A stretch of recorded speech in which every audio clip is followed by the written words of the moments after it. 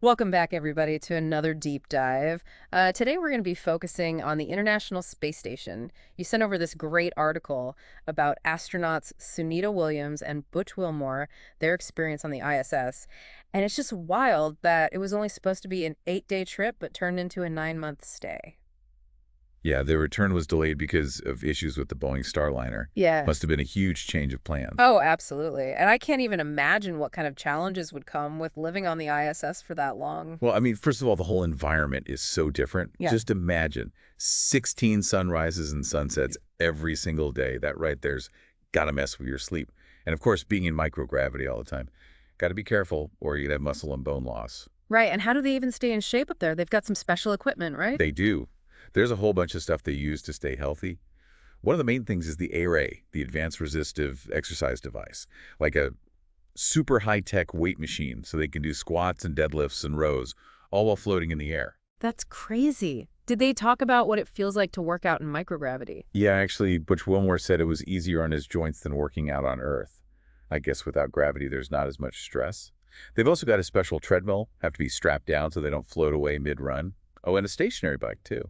It's amazing how they've adapted exercise for space. I guess aside from staying fit, they must have tons to keep them busy. Yeah. What kind of tasks did they have during those 9 months? Oh, tons of stuff, from essential repairs and maintenance to helping with experiments and going on spacewalks. They're basically super skilled space technicians, handling everything from electrical systems to plumbing to robotics. Speaking of spacewalks, the article mentioned a couple that Sunita Williams and Butch Wilmore went on. What can you tell me about those? Yeah, they did a few. Each one lasted several hours. There was one where Sunita Williams and astronaut Nick Hague spent over 5 hours outside fixing a really important part of the navigation system. It's what keeps the ISS in the right position, so it doesn't run into space junk.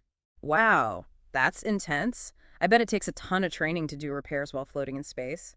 What about their other spacewalk? What did they work on? So that one was Sunita Williams and Butch Wilmore together. Their main goal was getting a NASA antenna.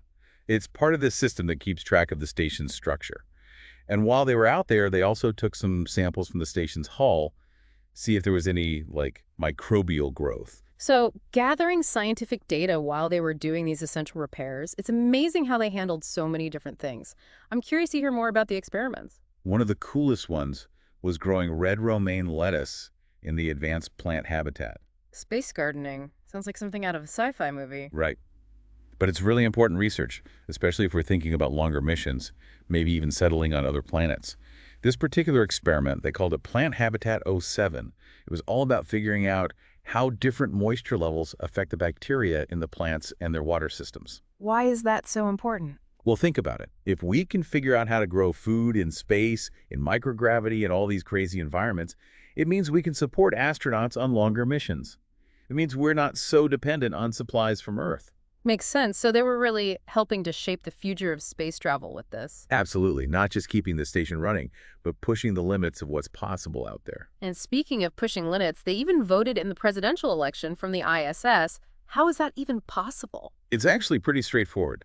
Mission Control sent them encrypted ballots. They filled them out and sent them back to Earth through a satellite. Then they went to New Mexico to get verified and then on to their county clerks. That's incredible. Even from hundreds of kilometers away, they were still connected to life down here. Yeah, both Sunita Williams and Butch Wilmore actually said how important it was to vote, even from space.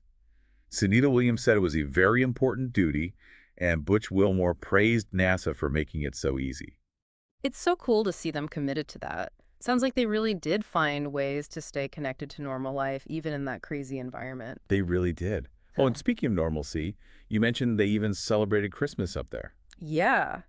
It would be awesome to hear more about their holiday season in space. Well, they definitely didn't let being in space stop them from celebrating. Yeah. They wore Santa hats and reindeer antlers, sent holiday greetings back home, and even had floating candy canes. Oh, that's so festive. Do we know any more details about how their Christmas went? Well, from the pictures and videos, it seems like they had a great time. There's one really good picture of Sunita Williams, and her hair's just sticking straight up because of the lack of gravity. She looks so happy. It does sound like they made it special. I'm also curious about Sunita Williams and her efforts to connect with people back on Earth. It wasn't just holiday messages, right? Right. She was really dedicated to doing outreach, and inspiring people, especially young people, in STEM. Oh, that's so cool. Like, what specifically did she do? Well, like you said, there were the holiday messages. But she also took the time to talk with students at a school named after her, to encourage them to pursue science and space. Can you imagine how amazing that must have been for those kids? Wow, that is powerful. Not just representing space exploration, but showing kids, especially girls, that they can do it too.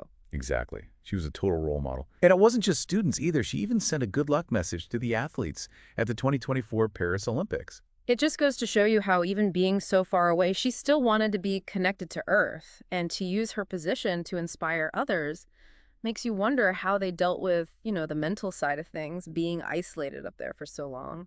That's a big part of long space missions that we don't really understand yet. Being in a small space, away from your loved ones, with limited social contact, it can't be easy on your mental well-being. Did they mention anything about how they dealt with those challenges? They didn't go too deep into that in the article, but it seems like they found ways to keep their spirits up and support each other.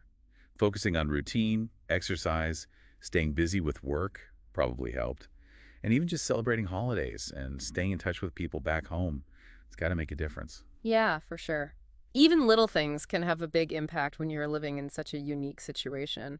And I know you're really interested in this whole psychological aspect of space travel. What do you think are some of the biggest challenges for astronauts in that regard? I think one of the toughest things is just the isolation and confinement.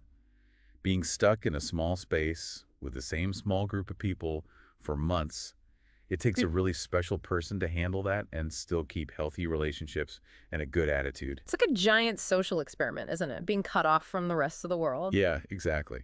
Plus, there's this weird sensory deprivation thing that happens in space. Not having the usual sights, sounds, and smells can really mess with you. It can even disrupt your sleep. And of course, there's always the risk factor. Right, knowing you're in a potentially dangerous environment, far from help. Got to add another layer of stress. Totally. Astronauts go through tons of psych screenings and training to get ready for all of this, but it's still incredibly tough. It makes everything they achieve that much more impressive. To do so much while dealing with all of that is pretty amazing. So we've talked about their work, their research, their fun moments, and even the mental strength it takes for long space missions. As we start to wrap up, what would you say is the biggest takeaway from their experience?